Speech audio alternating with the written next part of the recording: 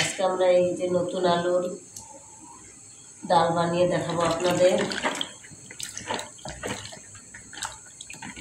Hello guys, আসসালামু আলাইকুম। আশা করি আপনারা সবাই ভালো আছেন, আমরাও ভালো আছি। আজকে আমি দেখাবো কীভাবে আলু দিয়ে আলুর ডাল বানায়, ডিম দিয়ে বানাবো। আমি সুন্দর করে আগে ধুয়ে নিয়েছিলাম, এখন আমি এই পাত্রে করে রাখতেছি। প্রথমে এই আলুটাকে আমি সিদ্ধ করব। আলুকে চুলায় বসিয়ে দিলাম, এখন আমি এতে দিয়ে দেবো ডিম সিদ্ধ করার জন্য। ডিম দিয়ে দিচ্ছি আমি।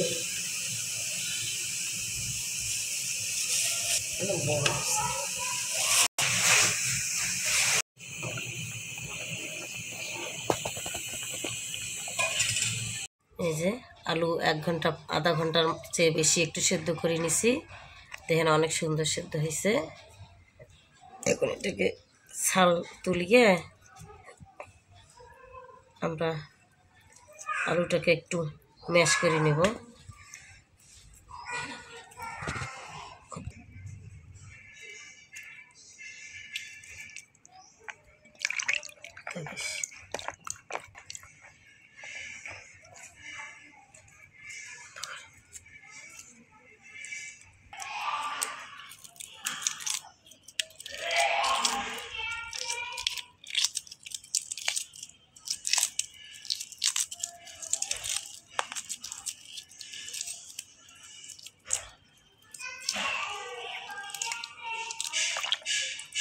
এর ডিমকে আমরা আবার ডিমের খোসা দিয়ে কেটে দেব।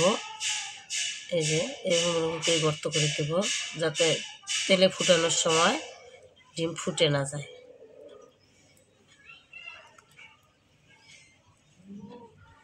এই যে আমি এখানে রেখে দিলাম।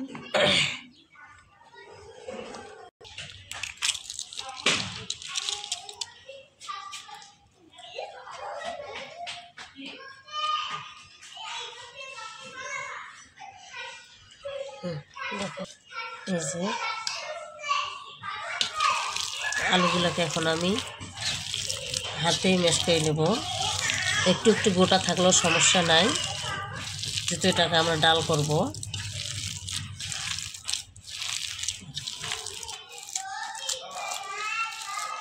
এই যে আমার আলুগুলো ম্যাশ করা হয়ে গেছে। আমি এখন এতে পানি দিয়ে একটু নরম করে নেব। পানি দেব, এই যে একটু পানি দিয়ে নরম করে নিই।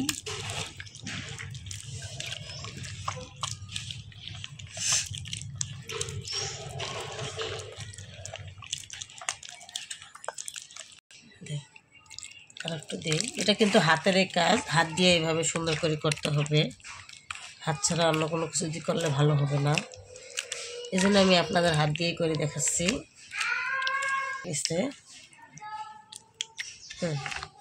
এখন আমরা চলে যাব চুলায়।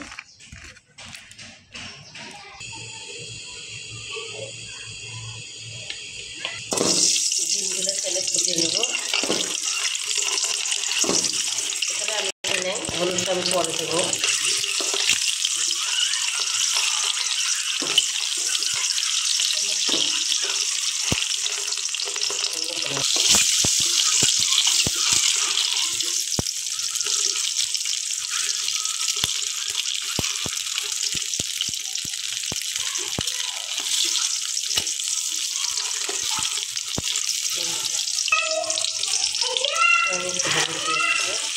একটু হলুদ দিয়ে দিচ্ছি, এখন কিন্তু কালারটা অনেক সুন্দর হবে।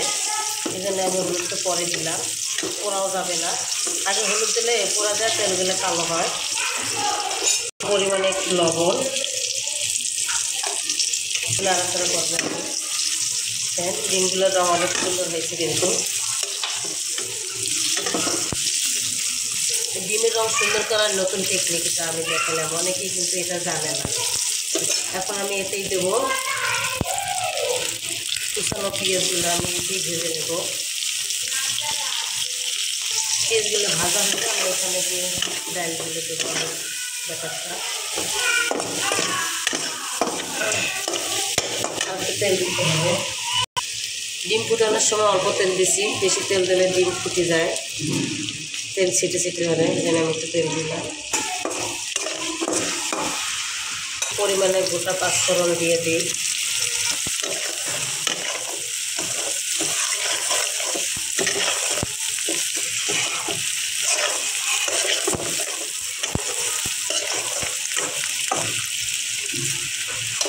আমি একটু দিয়ে দেবো হলুদ ডালের জন্য।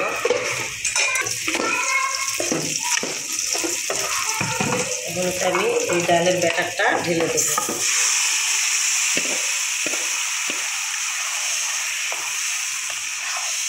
তেলের মধ্যে হলুদ দিয়ে ডাল দিলে রঙটার সাথে সাথেই সুন্দর হয়।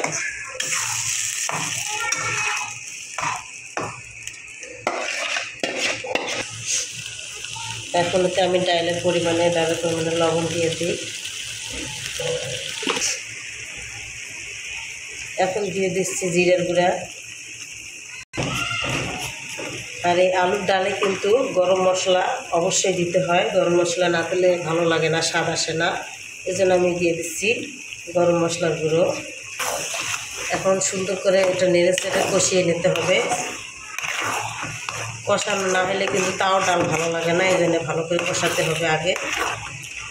তারপরে পরিমাণ মতো পানি দিয়ে এখন আমি এটা ভালো করে কষিয়ে নেব।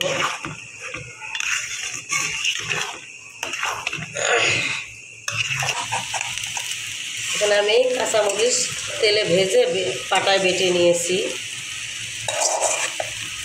কাঁচামরিচ দিয়ে দিলাম।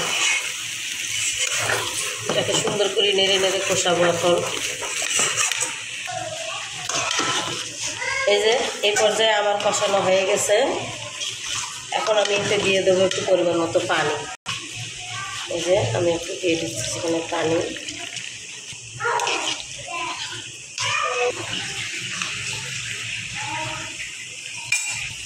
আমি একটা ডিম ভেজে রেখেছিলাম, সেই ভাজা ডিম দিয়ে দিচ্ছি।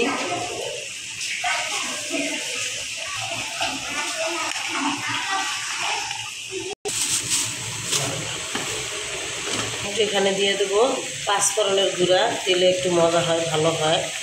ডালে আলুর ডালে আবার একটু মশলাপাতি বেশি লাগে। তাহলে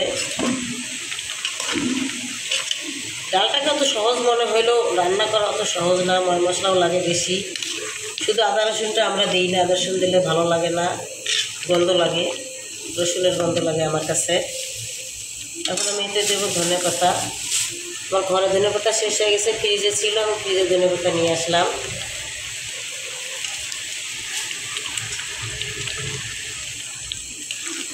আর একটু করে 2 মিনিট জাল হওয়ার পরে আমি এটা নামিয়ে নেব।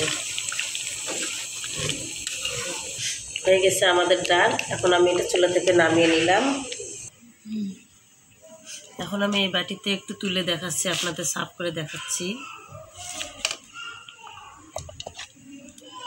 ভাজা ডিমটা কিন্তু একেবারে অপশনাল, আপনারা চাইলেও দেবেন, না চাইলে নাই। কিন্তু আলাদাভাবে ডিম ভেজে ডাল রান্না করলেও স্বাদ হয়, গোটা ডিম দিয়ে রান্না করলেও স্বাদ হয়। আজকে আমার মন চাইলো যে একটু ভেজে দেখাই আর একটা গোটালো দেখাই, গোটা ডিমও দেখাই। এই জন্যে গোটা ডিম আর ভাজা ডিম দুইটাই আপনাদের দেখাই দিলাম। আপনারা যেটা মন চায় সেটা করে খেতে পারবেন। দেখুন আমাদের ডিম ডালের রেসিপিটা আপনাদের পছন্দ হলে, ভালো লাগলে সাবস্ক্রাইব করবেন, লাইক কমেন্ট করে পাশে থাকবেন। আল্লাহ হাফেজ।